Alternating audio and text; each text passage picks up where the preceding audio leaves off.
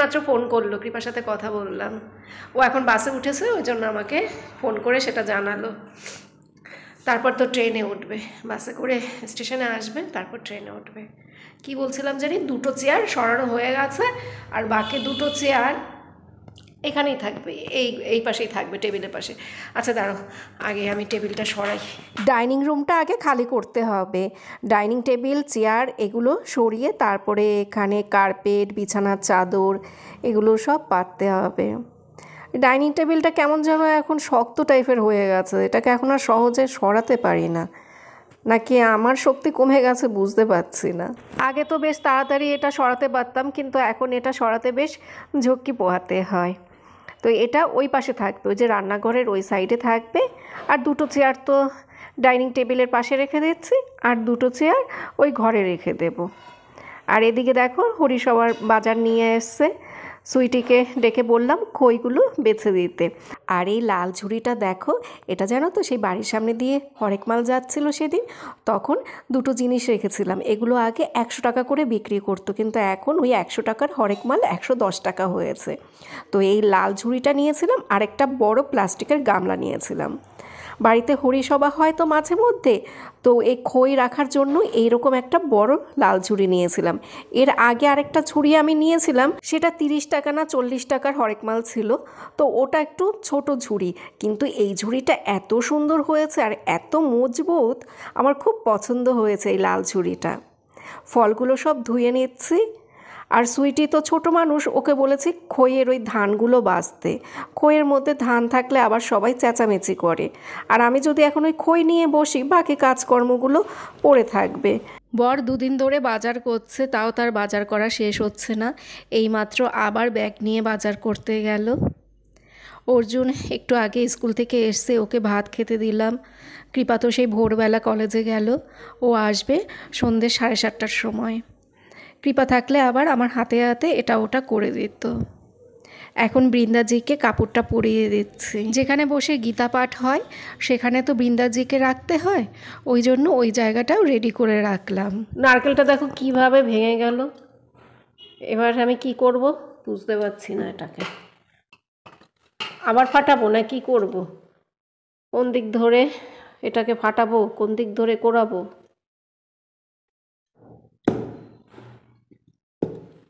নারকেলটা জল হয়েছে অনেকটা।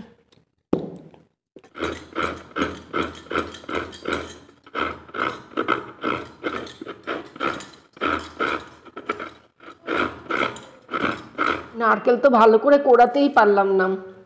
ওই যে দেখো কতটা নারকেল উঠে গেছে, এগুলো আর কোড়ানো যাচ্ছে না, মানে খোল সহ উঠে এসছে তো, এবার আর কোড়ানো যাচ্ছে না, এগুলো সব ভেঙে গেল। তো আমি তো এই এতটা চিলু করে রাখলাম, এইটুকু আর করিনি। দেখি ওরা সবাই এসে কি বলে। হরে কৃষ্ণ কৃষ্ণ কৃষ্ণ হরে হরে, হরে রাম রাম রাম হরে হরে।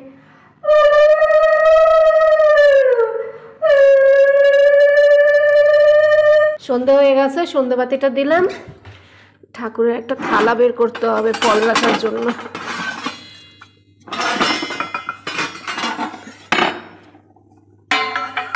বাটিটাও বের করে রাখি, চামচটা যদি কাজে লাগে বের করে রাখি। 3 রকমের ফল বানিয়ে রাখলাম।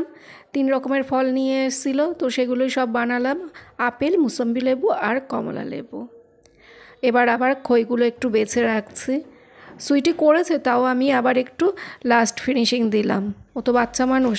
তারপর কার্পেট, চাদর আর হলো গিয়ে চাটাই, ঘরে যা যা ছিল সব কিছু বের করে এখন পেতে দিলাম। সবাই এখানে বসে আরতি কীর্তন করবে। দেখি এবার কী কী বাজার নিয়ে এসছে। মিষ্টি, দই, কলা। আমি এইমাত্র ফল কেটে উঠলাম, আবার ফল নিয়ে এসছে। ফুলের মালা, শাক, আলু, পেয়ারা, শসা, ফুল সব গোছানো হয়ে গেছে, এখন আবার ফল নিয়ে আসছে। লাস্টে আমার বর বাজার থেকে আরও 3-4 রকমের ফল নিয়ে আসলো, সেগুলো সব আবার বানিয়ে ভগবানের কাছে ওই দেখো থালায় সাজিয়ে দিয়েছি। আর গামলার মধ্যে রয়েছে চিরা ভোগ, চিরা, নারকেল, খই, তারপরে গুড়, মিষ্টির দই, আর ছিল রসগোল্লা। আর এখানে ভাগবত পাঠ হবে, তো সেই জন্য এই জায়গাটাও ঠিক করে রাখলাম।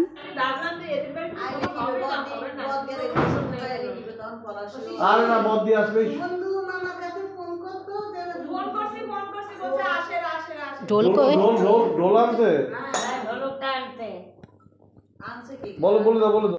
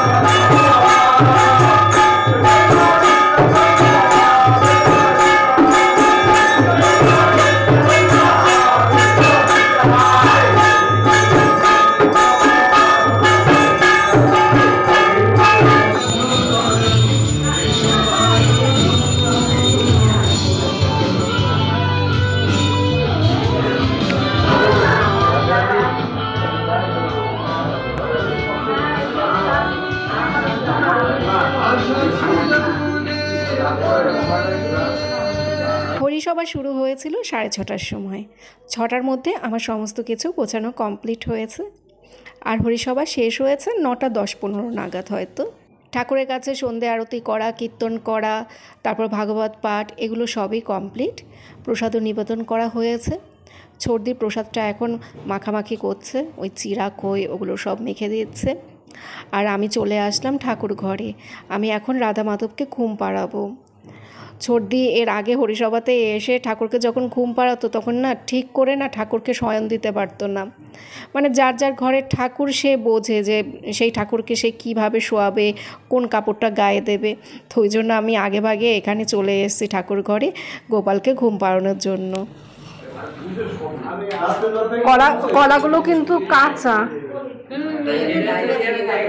কলাগুলো খুব কাঁচা।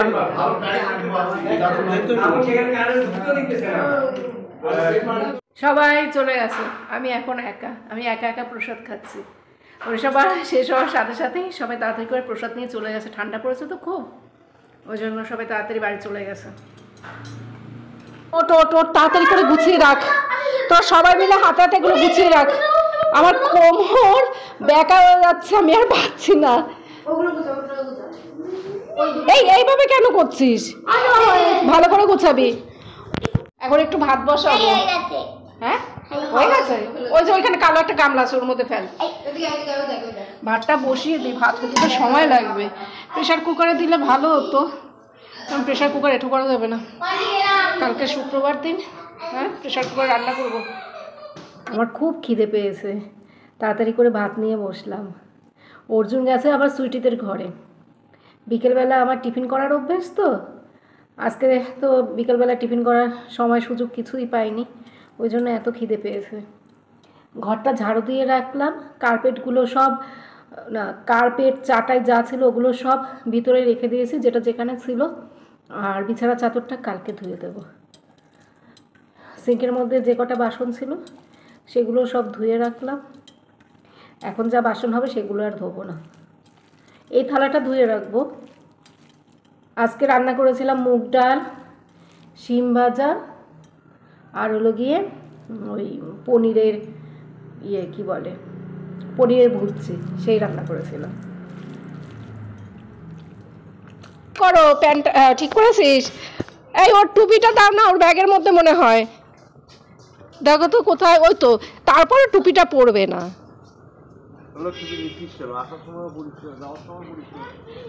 ওর ঠান্ডা লেগে যখন শরীর খারাপ করবে তখন ও বুঝবে, একদম টুপি পরতে চায় না। গুড মর্নিং বন্ধুরা, আজকে হলো রোববার। কালকে রাতের বেলা তো খেয়ে দিয়ে শুয়ে পড়েছি, আর কি শেয়ার করব। তো এই সকালবেলা ব্লগটা শুরু করলাম। অর্জুনকে এই যুদ্ধ করে স্কুলে পাঠাচ্ছি। ওকে তো স্কুলে পাঠানো একটা যুদ্ধ করা, যুদ্ধর থেকে কম ঝামেলা না ওকে স্কুলে পাঠানো। চার্ট চার্ট পেপার কি রে? এই ব্ল্যাক কালারের চার্ট পেপার নিবি? 3-4 দিন ধরে তো বেশ ঠান্ডা পড়েছে, এবার ঠান্ডার জন্য আমার কাজে কর্মে দেরি হয়ে যাচ্ছে। সকালবেলা বিছানা ছাড়তে ছাড়তে অনেক দেরি হয়ে যায়, যার জন্য কাজে কর্মে পিছিয়ে পড়ি। আর আমার তো ঘরে কাজের চাপটা একটু বেশি থাকে, শুধু তো রান্না খাওয়া না, এই ঠাকুর ঘরে কত কাজকর্ম। কালকে সব বাসন কোসনগুলো ধোয়া মাজা করলাম, ছেলেকে স্কুলে পাঠাতে হয়। আর আজকে টিফিনটা কৃপা করেছে, ওই একদিক থেকে বাঁচোয়া। আর আমি আবার এদিকে সমস্ত কাজকর্মগুলো করেছি। যতক্ষণ না অবধি মানে বাড়িঘরকে সুন্দর করে গুছিয়ে আমি না রাখতে পারি, ততক্ষণ মাথা আমার গরম থাকে। বাড়িঘর ঠিকঠাক মতো গুছিয়ে রান্নাবান্না করার পরে আমার একটু শান্তি। প্রতিদিন আমার কাজের নিয়মটা একই থাকে, সারাদিন বাড়িতে থাকি, এটাই তো আমার কাজ। মানুষ যেখানে থাকবে, যেইখানে মানুষ বাস করবে, যেই কাজ নিয়ে মানুষ থাকবে, সেই কাজটাই তো সে সবসময় ঠিক করার চেষ্টা করবে।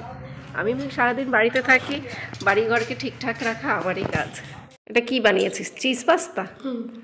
আমার তো আবার রান্নাঘর পরিষ্কার করতে হবে। একবার রান্নাঘর পরিষ্কার করেছি, আজকে তো শুক্রবার, নিরামিষ রান্না করব। এবার এটা রসুন দিয়ে বানিয়েছে, এখন আবার আমাকে রান্নাঘর পরিষ্কার করতে হবে।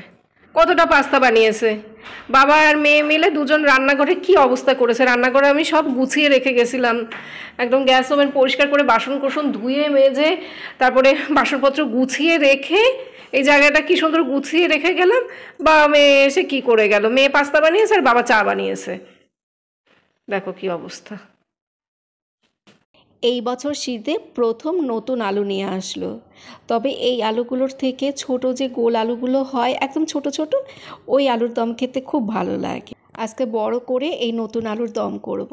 শুক্রবার তো নিরামিষ রান্না করছি, শুধু এই একটাই তরকারি হবে, আলুর দম হবে, আর কোনো কিছু করব না আজকে। মশলাপাতি দিয়ে একবারে এই আলুর তরকারিটা প্রেসার কুকারে বসিয়ে দেব, তাহলে তাড়াতাড়ি হয়ে যাবে। 2টো সিটি দিলেই নামিয়ে রাখবো। আলুর তরকারিটা বসিয়ে দিয়ে তারপর আমি ঘরদোরগুলো ঠিকঠাক মতো গুছিয়ে রাখলাম। বাড়িঘরের অবস্থা কিন্তু মোটেও এরকম ছিল না, খুব বাজে অবস্থা ছিল।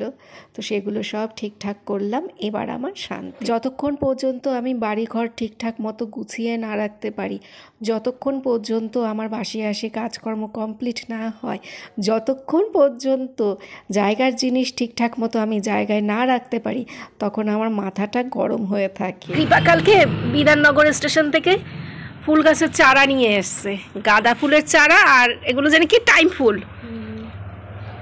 ও কি খুশি আমার জন্য চারা নিয়ে এসছে। তাই আমাকে ফোন করে সেই বলছে, ও মা আমি তোমার জন্য চারা কিনেছি। না, প্রথমে বলে একটা সারপ্রাইজ আছে, তারপরে আমি ভাবলাম কি মনে হয় গজা ফজা কিনেছে আমার জন্য। ও তো আমার জন্য ট্রেন থেকে গজা নিয়ে আসে, আমি সবসময় ওকে গজা কিনে আনতে বলি। তারপর বলে ফুল গাছের চারা নিয়ে আসছে, এখানে 40 টাকার চারা। ওই গাছটা ঝিমিয়ে গেছে। ঠিক আছে,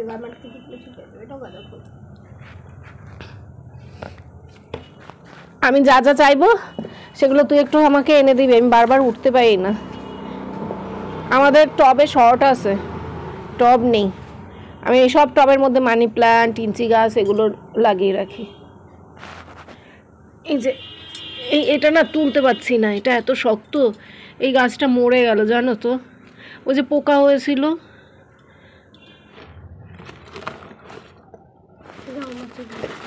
এটার মধ্যে মাটির ডেলা হয়ে রয়েছে। ভাঙো,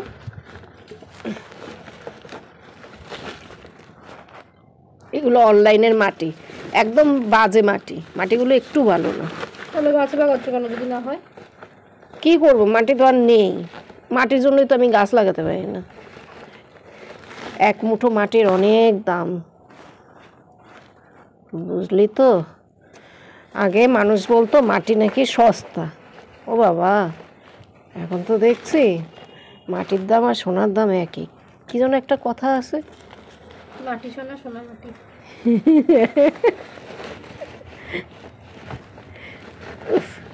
হয়ে গেছে না, এটা দিয়ে বাড়ি মারতে হবে এটাই।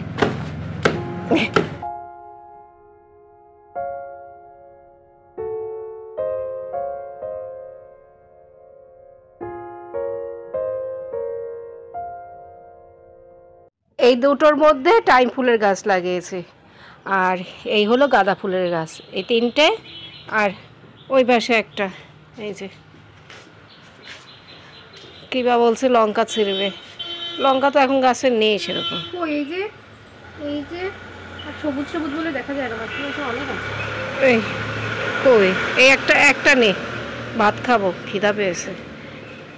লঙ্কা নাই, শেষ হয়ে গেছে, একটা লঙ্কা নেই এখন। এটা বড় হয়েছে, একটু বড় হবে, আবার মেপে দেখে। আর একটু বড় হয়ে, বললাম না লঙ্কা নেই এখন। এই যে অনেক আছে, ফুল তো অনেক হচ্ছে। হোক, দেখো ফুলের কুড়ি। হ্যাঁ, কুড়ি অনেকগুলো আছে। আলুর দমের ফাইনাল লুকটা তো তোমাদেরকে দেখাইনি। এই যে টেলটেলে আলুর দমের ঝোল।